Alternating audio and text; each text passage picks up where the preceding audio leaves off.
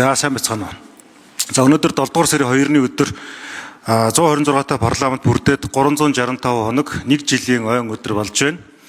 Тэгэхээр энэ бол бас чухал юу хийсэн бэ? Цаашдаа юу хийх вэ гэдэг дээр бас бид бодож тунгаад цэгнэх ёстой өдөр гэж харж байгаамаа.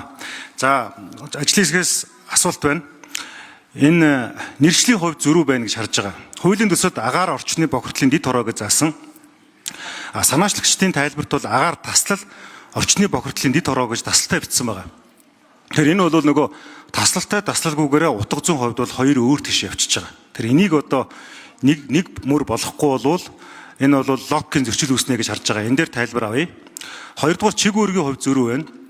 Хуулийн төсөлд тус дэд хорооны чиг үүргийг бодлого зохицуулалтын болон хууль тогтоомжийн биелэлтийн асуудлыг гэж өргүүрээдээ заасан. За санаачлагчдын тайлбарт бол зөвхөн хууль тогтоомжийн биелэлтэд хяналт тавих гэж хязгаарлагдмал шинжтэй тусгасан байна. Тэр энэ нь дэд хорооны чиг үүргийг хүрээг нь тодорхойгүй болгож болзошгүй маа гэж харж байгаа. Энэ дээр тайлбар авъя. 3 дугаарт хуулийн төсөлдөх зарим зохицуулалт хууль тогтоох гүйцэтгэх засаглалын холбогдох байгууллагын чиг үүрэгтэй давхцалтай байна гэж харж байгаа. Тухайлбал төслийн 27-гийн 5-ын 1-т агаар орчны бохирдлын дэд хороо нь улсын нийт нутаг дэвсгэрийн хэмжээнд агаар хөрс усны бохирдлыг бууруулах асуудлаарх бодлого зохицуулалтын гэсэн заалтах улсын нийт нутаг дэвсгэрийн хэмжээнд бодлого зохицуулалтын гэсэнд нь улсын хурлын байгаль орчин хүнс хөдөө аж ахуйн байнгын хорооны мөн байгаль орчны асуудал хариуцсан төрийн захиргааны төв байгууллагын чиг үүрэгтэй давхцах шинжтэй байна гэж харагдаж байгаа. Тэгээ энэ дээр бас тайлбар авъя. За агуулгыг бол дэмжиж байгаа. 2 сарын 3-4-ний өдөр бид нар утааны сонсголыг 3 тусдаа бие даасан одоо дид сонсгол, нэг томоохон сонсгол, хяналтын сонсгол хийсэн.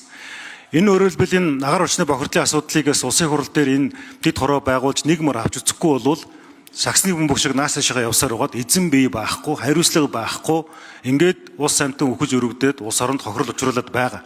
Тэр утгаараа бол агуулгыг бол бүрэн дэмжиж байгаа. Саяны 3 зүйл дээр тодруулга авъя. Нэгдүгээр асуулт. За хоёрдугаарт хууль зүйн байнгын орон дээргэд дид хороо байгуулна гэсэн саналыг Тэмүүжин гишүүн гаргасан. За аюулгүй байдал гадаад бодлогын байнгын хороон дээр чиг одоо тусгай байгууллагуудын одоо төсвийг л авч одоо үздэг. За хүний эрхийн зүгээс одоо хүний эрхийг хамгаалах талтай холбогдуулаад хууль зүйн байнгын хорооны дэргэд одоо энэ бас тодорхой чиг үүрэг бүхий дэд хороог байгуулъя гэсэн. Энийний яг одоо үндслэл, ач холбогдол, зайлшгүй шаардлагын талаар Ашиг Дэмэрлийн Тэмүүжин гишүүн тайлбарлаж бас мэдээлэл өгөөч гэж хүсье. Энэ хоёр асуулт байна. Баярлалаа. За Баярмагнаа Баярбаатар гишүүн хариулт өгье. За Аюуши Ариунзаа гишүүн Батэрдэн гишүүн хоёрын өргөн мэдүүлсэн улсын хурлын тухай нэмэлт өөрчлөлт оруулах дээр яг энэ таны асуусан чиг үүрэг давхцаад ороод ирсэн. Тэгээ ажлын хэсэг энэ дээр ажиллаж яг саяны таны үншдгийг одоо арай өөрчилж засаад агаар таслал орчны бохирдлын дэд хороо, агаар таслал, хөрс таслал, усны бохирдлыг бууруулах талаарх бодлогын асуудлыг гэж томьёолж оруулж ирж байгаа. Нэгт нь хоёрт нөгөө байгаль орчин хүнс хөдөө аж ахуйн байнгын хороонд агаар орчны бохирдлын хүнс хөдөө аж ахуйн гэж дэд хороо байгуулж байгаа юм. Дэд хороо. Тэгээ энэ дээр манай улсын хурлын зарим гишүүд бас саналаа илэрхийлж ирсэн. Тэгээ ажлын хэсгээр хөдөөгийн хөгжил гэж хүнс хөдөө аж ахуйн гэдэг нь яг үндсэн байнгын хорооныхоо нэр өстой одоо чиг үүрэгтэй давхцаад байгаа учраас хөдөөгийн хөгжлийг гэж томьёолох саналыг оруулаад ажлын хэсгээр дэмжигдээгүй бол унтцیں۔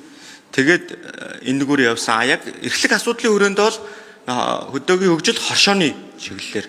Тэгэхээр энэ дэр хүнс хөдөө аж ахуйн гэдэг чиглэл энэ үгээрээ бол ажлын хэсгээр ингээд саналын зарчмын зүйтэй санал гараад унаад тэгээ өчигдөр төрийн байгуулалтын байнгын хороо анхны хилцүүлэг дээр бол одоо яг саяны миний үнсэн томьёолоор бол дэмжигдээд гараад ирсэн байгаа маа эрдэнэлт гэж.